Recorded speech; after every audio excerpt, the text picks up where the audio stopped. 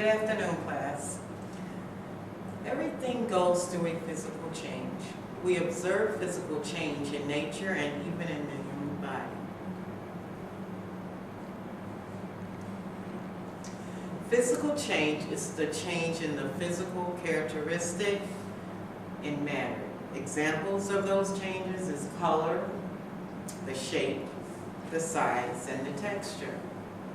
Also, chemical change. Chemical change is where there is a chemical reaction, a new substance is formed. Although we talked about chemical change today, we were mainly talking about physical change. We will talk about chemical change in a later date.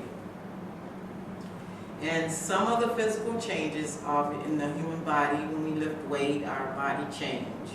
Also, a nail, like a rusty nail.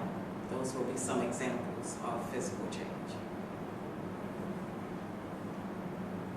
How do you recognize if a substance has undergone a physical change and what causes it? We'll talk about the ice cube. Ice cube physical change if you were to put water into an ice tray, you put it in the freezer and it freezes.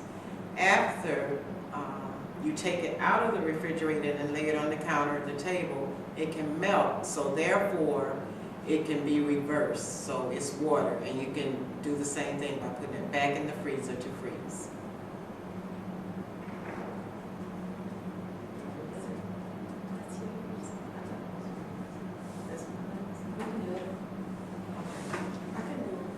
There are things we will learn about today.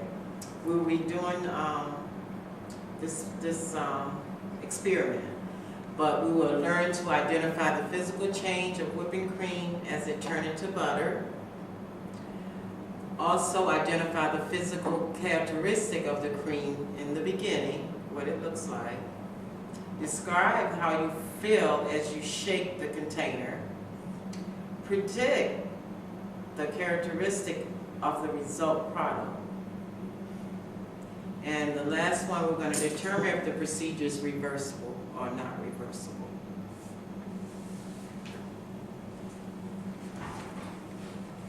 Thank you, Ms. Janet. As Ms. Janet said, she gave a perfect example of ice, and let's recall, students, that the three phases of three phases of matter are solid, liquid, and gas. And as Ms. Janet mentioned to you, the ice starts off as a liquid, when frozen, goes to solid, and then it also evaporates into the air. And what would that be, Ms. Patrice?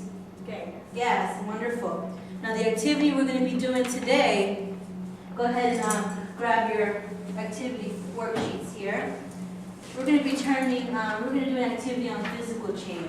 And what we're going to do, class, is we're going to turn cream to butter. And I do plan on using the scientific method with that. Now we have the scientific method, and in that you're gonna be using the scientific method for pretty much any experiment you'll do from this grade forward through your college years. So, does anyone know anything about scientific method? A little bit? Anyone? Well, let me just review it, Miss D. I think you use it before you do an experiment. That's right. You use it before you do an experiment. And what you do is you state your problem, or you determine what you're trying to figure out. You set a hypothesis, which is also a guess. You're guessing what's going to happen during this experiment. What's going to be the results? What are we going to do? You also include your materials and your procedures. I took the liberty of going ahead and jotting that down for you, so it will be on your worksheet. You got the results, and you have the conclusion. Now, for the results, we're going to be stopping every 1, 3, and 5 minutes as you go through your experiment, and we're going to document the results in those increments: 1 minute, 3 minute, and 5 minutes. All right, let's read over the directions. So using your scientific method, you're going to write down your problem and hypothesis. As I mentioned before, we're going to demonstrate how butter's made. These are the materials I have provided today. We have a plastic container. We also have whipping cream.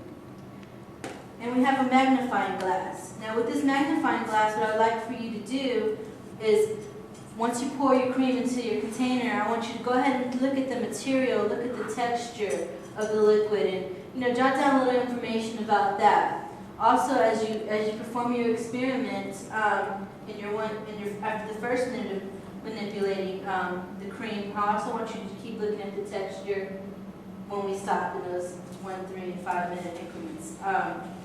So let's also have a whisk.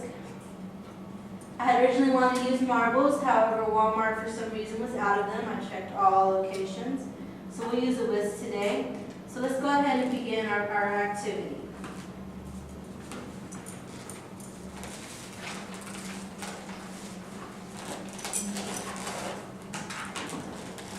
Let's empty our pint of whipping cream into our container, and go ahead and grab your magnifying glass and take a look once you do that.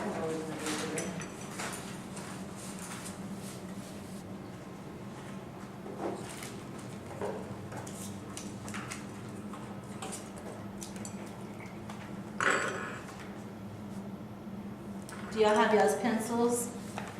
I have some here. Let me pass them out.